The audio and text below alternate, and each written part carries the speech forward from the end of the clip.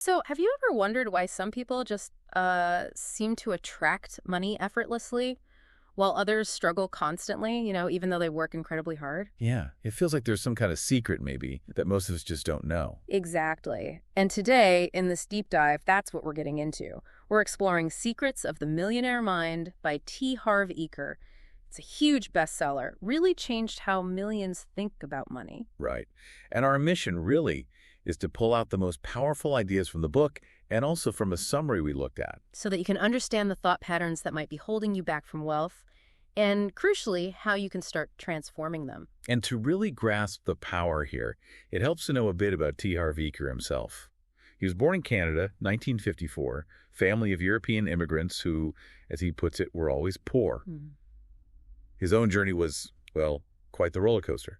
Moved to the U.S. young, started several businesses that failed, actually, pretty badly. Oh, wow. But he kept at it and eventually hit massive success with a chain of fitness stores, made millions. Okay, the turnaround story. But here's the kicker.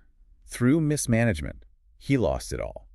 And that experience, that failure after success, is what drove him to really analyze how millionaires relate to money. That led to the theories we're talking about today. That context is so important because, let's be clear up front, this isn't your typical economics or finance book, right? Not at all.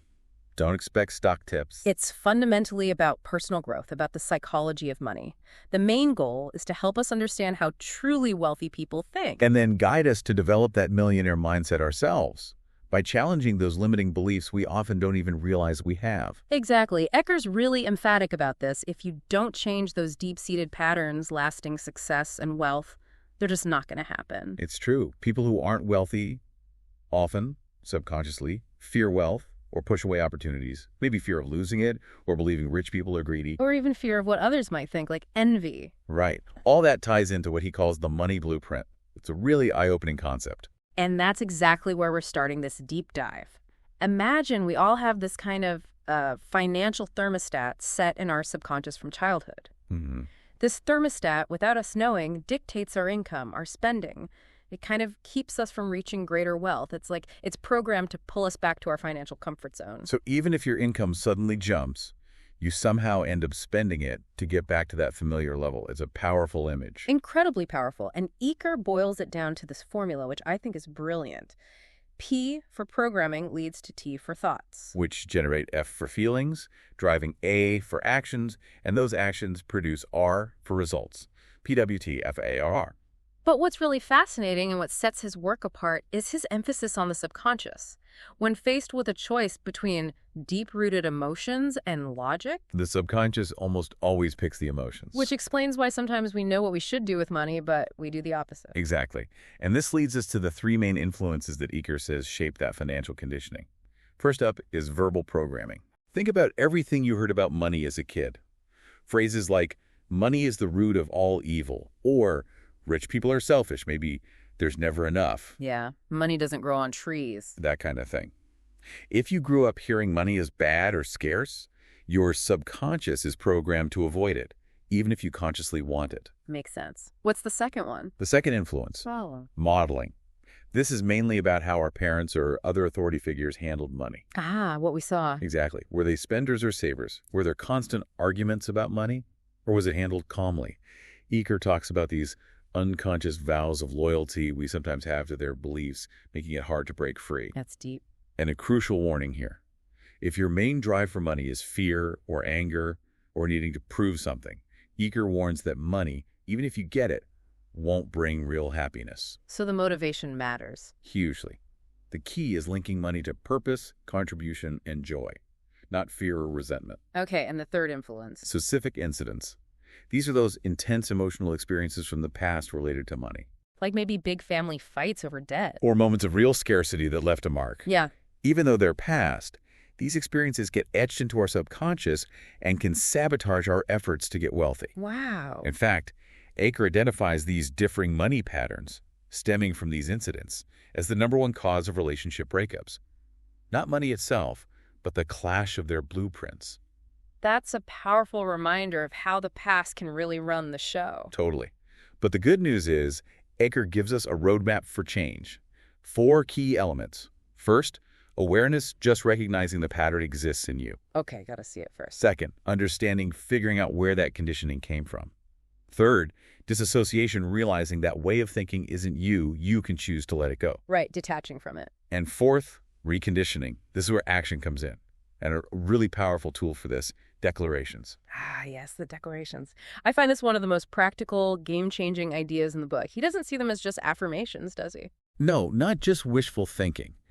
He describes them as positive statements, you say, with emphasis, out loud, with energy. Right, you gotta feel it. Exactly. He insists that energy vibrates your body, sending a clear message to the universe and, crucially, to your subconscious. But, and this is key, It needs action. precisely.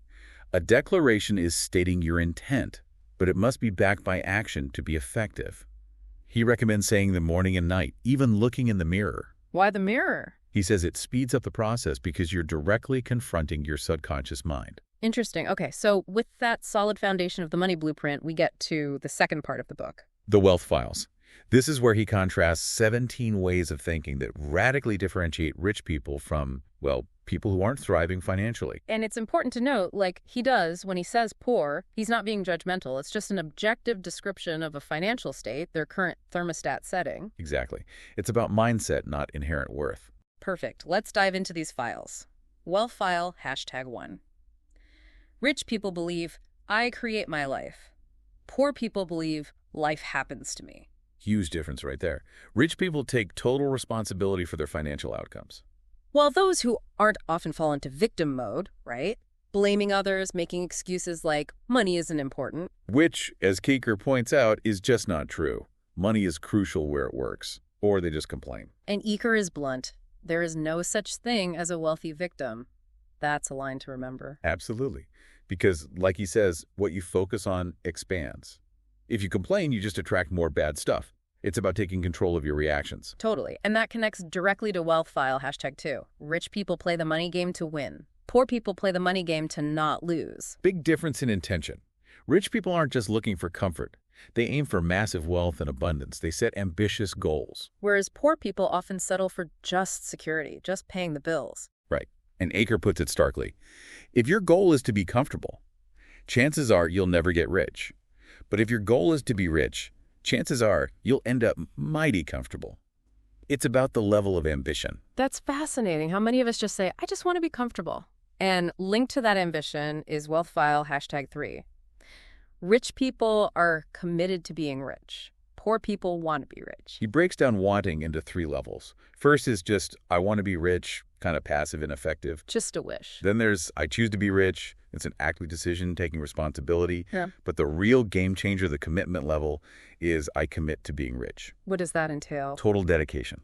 No reservations. Willing to do whatever it takes, legally, morally, ethically, for as long as it takes.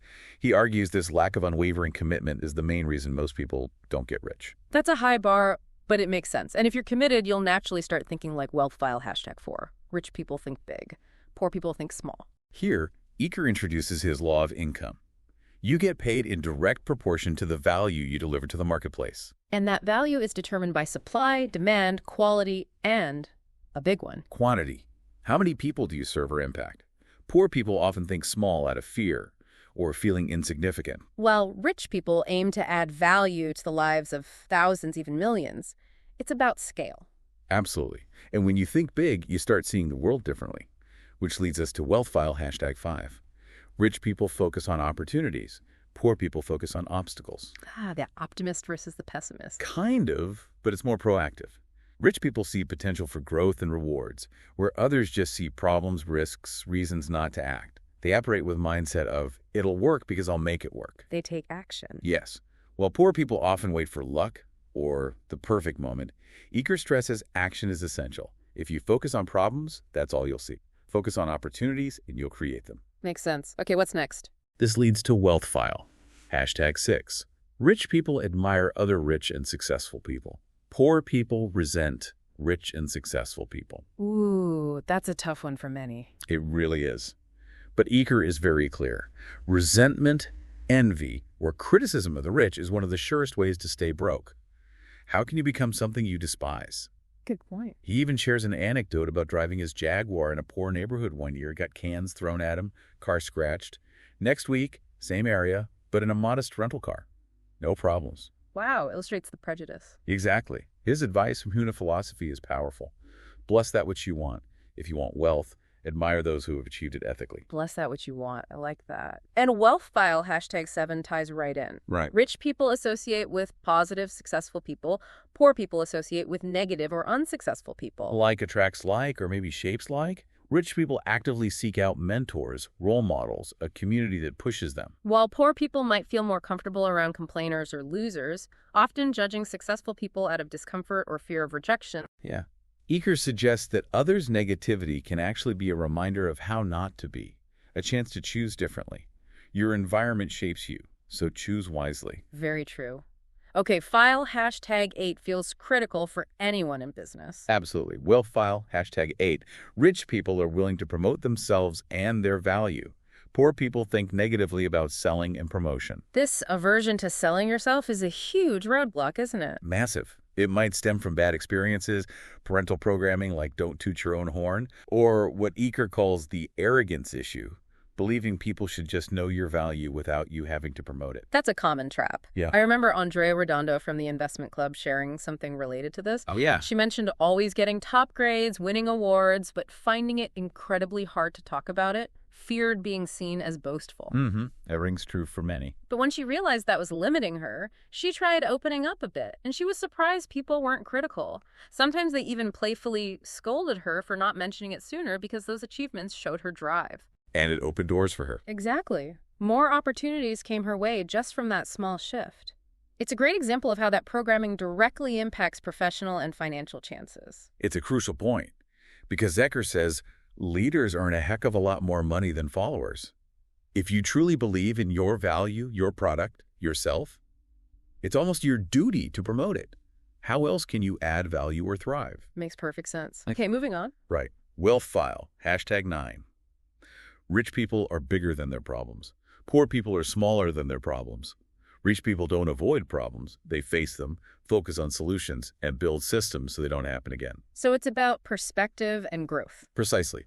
Eker says the secret to success is not to try to avoid or get rid of your problems. The secret is to grow yourself so that you are bigger than any problem. If you feel overwhelmed by a big problem, it often means you're operating from a small place. Personal growth is the key. And that connects powerfully with wealth file #10. Rich people are excellent receivers. Poor people are poor receivers. This is a big one. Most of us are actually bad at receiving compliments, gifts, money, often due to feelings of unworthiness or low self-esteem, usually stemming from childhood conditioning. Like feeling you don't deserve it. Exactly. Eker's view is radical. Your worthiness is just a story you made up. You can change it anytime.